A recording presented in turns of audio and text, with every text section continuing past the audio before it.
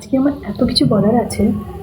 ব্যাপারটা হচ্ছে যে আগের সপ্তাহেতে একটা পেশেন্ট সকাল 6টা নাগাদ অ্যাক্টিভ কনভালশন মানে খিঁচুনি নিয়ে ভর্তি হয়েছে।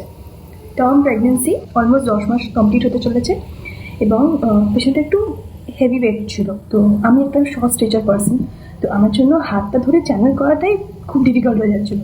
আমরা কোনো রকমের কনভালশনটাকে ম্যানেজ করি, বাট তারপরেও পেশেন্ট ভীষণ রেস্টলেস হয়েছিল। এতটা রেস্টলেস যে 3বার করা চ্যানেল খুলে দিয়েছে। আমরা কোনো ড্রাগসই ডেলিভার করতে পারছিলাম না। With the help of only two sisters and GD দাদা, তারা ভীষণ কোঅপারেটিভ ছিল। আমরা সবাই মিলে ধরে পেশেন্টকে ওটিতে শিফট করি 10 মিনিটের মধ্যে। সেই মোমেন্টে পেশেন্টের মা আমাকে এসে হাতা ধরে বলে যে ম্যাডাম আমি বাঁচবে তো। তখন অ্যাজ এ ডক্টরও এটা বলা খুব মুশকিল, অ্যাসুরেন্স দেওয়াটা ভীষণ মুশকিল, বিকজ একটা কমপ্লিকেটেড প্রেগনেন্সি, তারপরে সিজারিয়ান সেকশন হচ্ছে।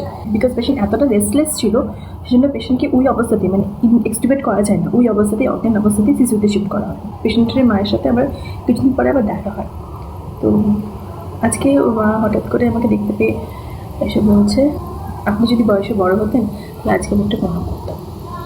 আমি বললাম কেন? বলছে আপনি যা করলেন আমার মেয়ের জন্য, আমার মেয়ে আজকে শুধু আপনাদের জন্য। আমি বললাম যে হ্যাঁ, আমরা হেল্প করেছি, বাট এটাই তো নর্মাল। আমরা প্রত্যেকে তাই তো করি।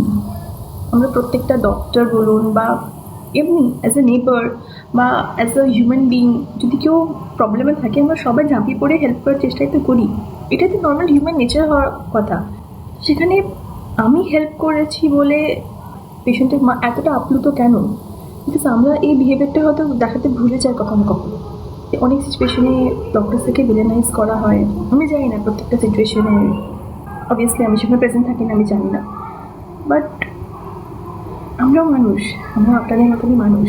আমরাও চেষ্টা করি যথাসাধ্য দিয়ে আপনাদের হেল্প করার, মানুষকে হেল্প করার।